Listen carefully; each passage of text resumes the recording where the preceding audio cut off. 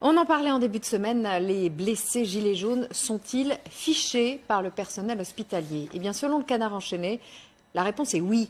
Document à l'appui, le journal assure que la consigne d'inscrire les identités des blessés, et pas seulement leur nombre, a été donnée aux hôpitaux parisiens le 16 mars notamment.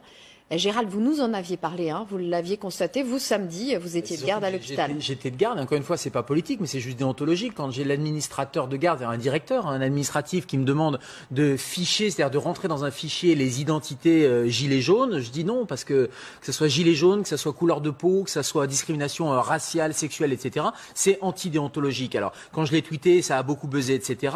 Mon directeur général a dit non, non, mais on rentre pas les noms, et donc je suis content de découvrir. Le directeur général de l'AP-HP disait on ne nomme pas. Oui, c'est quantitatif, c'est un fichier qui est utilisé pour les attentats, qu'on utilise pour tracer les victimes. En termes quantitatifs, c'est important, ou nominativement, mais quand il y a un intérêt pour la victime, c'est-à-dire quand il est pris dans un attentat pour informer les familles, etc. C'est pas du tout le cas dans les violences urbaines et avec les gilets jaunes. Donc ce fichier est détourné, ou à mon sens a été détourné pour une utilisation qui est un fichage d'ordre là politique, ou en tout cas vous êtes présent à une manifestation, et ça, déontologiquement, j'ai trouvé ça inadmissible. Donc il a été rétorqué, non, non, ce sont juste un dénombrement quantitatif pour adapter les moyens. Et là, je suis content de voir que le Canard enchaîné, qui a manifestement enquêté, et retrouve un mail mettant tout simplement qu'il faut rentrer les identités, nom, prénom, en temps réel dans ce fichier qui remonte au ministère de la Santé et qui est communiqué je ne sais pas où. Et ça, en tant que soignant, c'est antidéontologique, et je trouve ça extrêmement grave parce que c'est les gilets jaunes, mais demain, c'est quoi? Est-ce qu'on vous a demandé aussi de rentrer les noms et les prénoms des policiers blessés, par exemple?